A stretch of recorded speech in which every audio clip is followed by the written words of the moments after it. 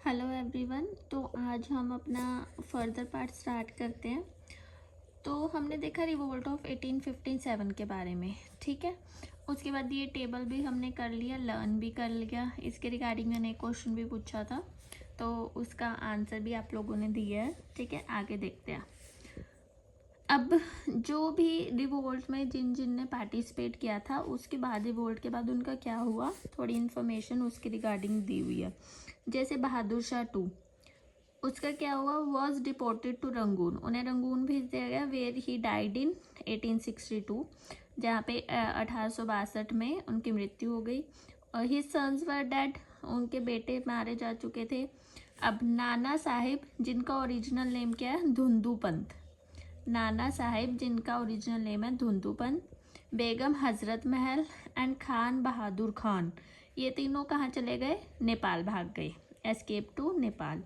Then Tantia Tope, जिनका original नाम है रामचंद्र पांडुरंग, ठीक है, उन्हें पकड़ लिया गया एंड उन्हें मार दिया गया कब, 15 अप्रैल 1859 को, ठीक है। उसके बाद Rani Lakshmibai died in the battlefield, वो लड़ाई के टाइम पे ही मारी गई थी। कुबेर सिंह वॉज वाउंडेड, उन्हें चोट लग गई, घायल हो गए मतलब, और वो कब मर गए, 26 अप्रैल 1858 में, ठीक है। नेक्स्ट, सर ह्यूग रॉस ने डिस्क्राइब किया लक्ष्मीबाई को as the best and bravest military leader of the rebel, ठीक है। किसने डिस्क्राइब किया, सर ह्यूग रॉस ने लक्ष्मीबाई को। और कौन सी इंपॉर्टेंट लीडर्स थे, खान बहादुर खान, बरेली में जिन्होंने रिवोल्ट किया था, मौलवी अहमदुल्ला, शाह आलियास, डंका शाह फैज़ाबाद में, अजीमुल्ला खान फतेहपुर, देवी सिंह मथुरा, कदम सिंह मेरठ, ठीक है। ये फैक्चुअल इंफॉर्मेशन है, ये याद करनी है, ठीक है। उसके बाद English authority re established in India during July to December 1858, again जुलाई से दिसंबर के बीच में इंग्लिश अथॉरिटी री इस्टेब्लिश हो गई, ठीक है। अब कारण क्या थे रिवोल्ट ऑफ 87 के फेलियर के, the revolt of 1857 was an unsuccessful but heroic effort to eliminate foreign rule, successful तो था बट हीरोइक एफर्ट था फॉरेन रूल को एलिमिनेट करने के लिए, ठीक है। अब मेन कारण क्या थे फेलियर के, फर्स्ट कि इंडियंस के बीच में यूनिटी नहीं थी और ऑर्गेनाइजेशन पुअर था, ठीक है। Second, lack of complete nationalism, complete nationalism नहीं था। जो सिंधियाज, होलकर्स और निज़ाम थे, उन्होंने ब्रिटिशर्स की हेल्प की थी, ठीक है। लैक ऑफ कोऑर्डिनेशन, कोऑर्डिनेशन नहीं था बिटवीन सिपॉयज, पीजेंट, ज़मींदार और अदर क्लासेस, मतलब इनके बीच में कोई कोऑर्डिनेशन नहीं था। And many had different motives for participating in the role in the revolt, सबके अपने डिफरेंट मोटिव्स थे रिवोल्ट में पार्टिसिपेट करने के। कोई भी ये सोचकर पार्टिसिपेट नहीं कर रहा था कि हमें नेशनलिज्म के लिए ये रिवोल्ट कर रहे हैं तो हमें इसमें सक्सेसफुल होना चाहिए, सबके अपने अपने पर्सनल रीजंस थे, ठीक है। अब सिग्निफिकेंस क्या है, the important element in the revolt lay in Hindu Muslim unity, जो इम्पोर्टेंट एलिमेंट रिवोल्ट में था वो क्या था, Hindu Muslim unity. People exhibited patriotic sentiment without any touch of communal feeling, उस टाइम कम्युनल फीलिंग्स नहीं थी कि कम्युनिटी नहीं होती थी, लाइक ये हिंदू है ये मुस्लिम है, तो ऐसी कुछ नहीं थी। ये एक अच्छी चीज़ थी उस टाइम पे। And next, it no doubt began as a mutiny of soldier but soon turned into a revolt against British rule in general, सबसे पहले ये जो स्टार्ट हुई थी, ये स्टार्ट हुई थी ऐसे कि सिपाहियों का विद्रोह है, बट बाद में टर्न हो गई थी कि रिवोल्ट है अगेंस्ट ब्रिटिश रूल, ठीक है। Next, nature of the revolt of 1857, there are two main views, दो मेन व्यूज है about the nature of the revolt of 1857, देखते हैं। फर्स्ट इज, जिन लोगों ने इसको ये बोला कि ये सिपाही म्यूटिनी है, यानी सिपाहियों का विद्रोह है जस्ट, वो कौन कौन लोग थे, सैयद अहमद खान, मुंशी जीवन लाल, दुर्गा दास बंद्योपाध्याय कंटेम्प्रेरी हिस्टोरियन है, Stanley secretary of state for India, John Lawrence, John Seeley, Malleson, R C Majumdar, इन लोगों ने इसको जो रिवोल्ट ऑफ 1857 है उसको बताया कि ये जस्ट सिपाहियों का विद्रोह है, सिपाही म्यूटिनी है। नेक्स्ट, नेशनल स्ट्रगल और वॉर ऑफ इंडिपेंडेंस किस किस ने बताया? Benjamin Disraeli, Karl Marx, V D Savarkar, K M Panikkar, Ishwari Prasad, A L Srivastava, Tarachand, इन लोगों ने क्या बताया कि ये वॉर है इंडिपेंडेंस के लिए और नेशनल स्ट्रगल है। बाकी लोगों के व्यूज़ भी देख लेते हैं। मेडले ने क्या बताया? रेशियल स्ट्रगल है और ब्लैक वाइट स्ट्रगल है। ठीक है, ये बताया मेडले ने। नेक्स्ट, रीस ने बताया रिलीजियस स्ट्रगल है या हिंदू मुस्लिम क्रिश्चियन स्ट्रगल है। ठीक है, ये रीस ने बताया। नेक्स्ट, टी आर होम्स ने क्या बताया? सिविलाइजेशन बार्बरिज्म कॉन्फ्लिक्ट है या इंग्लिश इंडियन कॉन्फ्लिक्ट है। ठीक है। Next, Outram and Taylor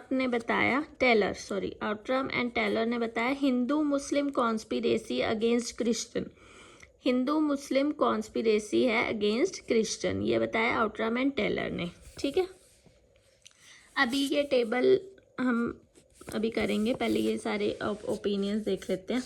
next, John सीले ने क्या बताया? Opinions on 1857। जॉन सीले ने क्या कहा? It was wholly unpatriotic and selfish sipahi mutiny with no native leadership and no popular support.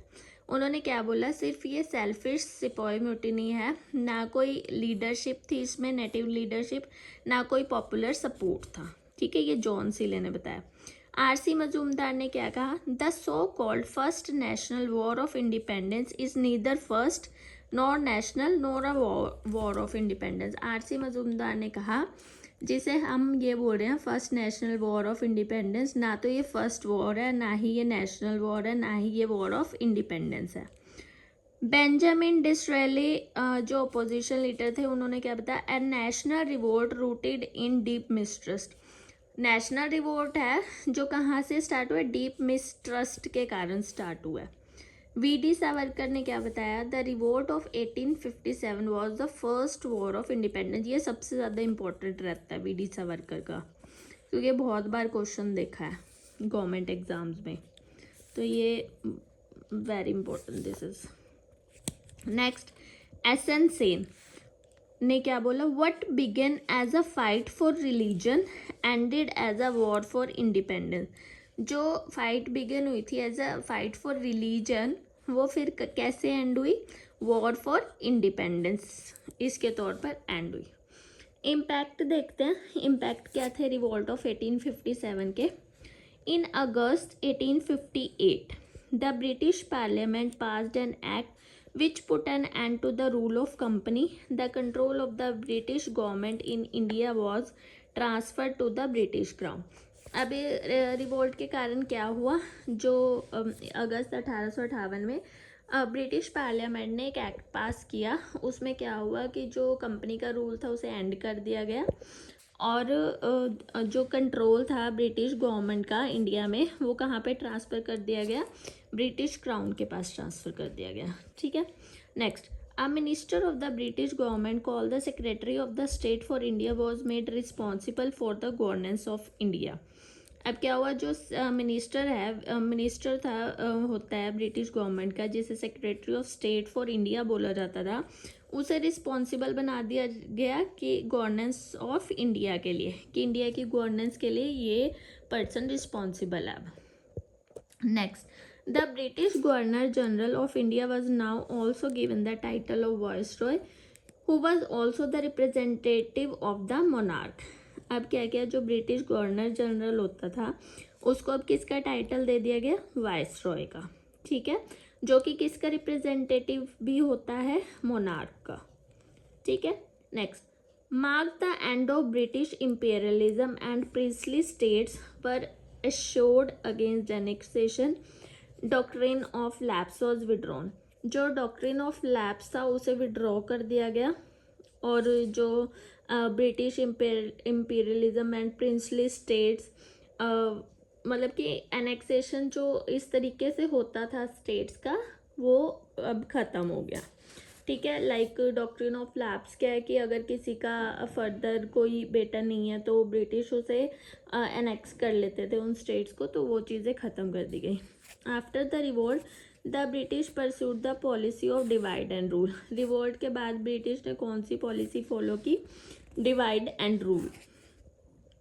Far reaching changes were made in the administration and increase of white soldiers in the army. फिर उसके बाद administration में changes होने लगे और जो white soldiers हैं army में वो इंक्रीज हो ये लोग करने लगे।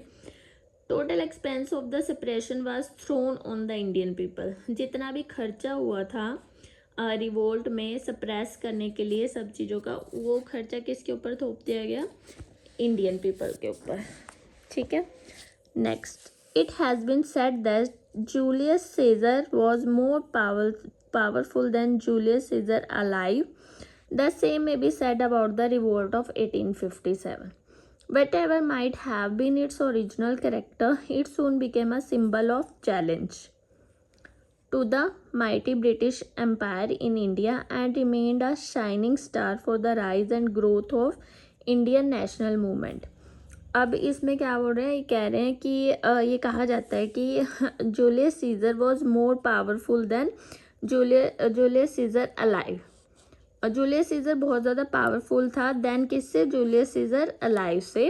और यही एक मतलब कि फ़िलासफ़ी दी जाती है रिगार्डिंग रिवोल्ट ऑफ 1857, बिकॉज इसका ओरिजिनल कैरेक्टर कुछ भी हो, मतलब किसी भी कारण ये स्टार्ट हुआ है रिवोल्ट, बट ये जल्दी क्या बन गया? सिंबल ऑफ चैलेंज बन गया। किसके अगेंस्ट? ब्रिटिश एम्पायर के अगेंस्ट। और मतलब कि ये एक ऐसा पॉइंट था जो हमेशा मतलब एक शाइनिंग स्टार उभर के आया इंडिया की इंडिपेंडेंस में, जिसमें मतलब लोगों को बहुत ज़्यादा चीज़ें मतलब वो अगेंस्ट होने लगे ब्रिटिशर्स के। ठीक है। और ग्रोथ हुई of the Indian national movement. ठीक है। तो आज अपना यहीं पर टॉपिक एंड करते हैं। नेक्स्ट कल हम करेंगे मॉडरेट फेज़। ठीक है। और इतना पार्ट जितना हमने आज किया है आपको लर्न करना है, बिकॉज इसमें से कल एक MCQ पूछूंगी मैं। ठीक है। उसका आंसर आप सबने करना है। ठीक है। Okay, thank you so much.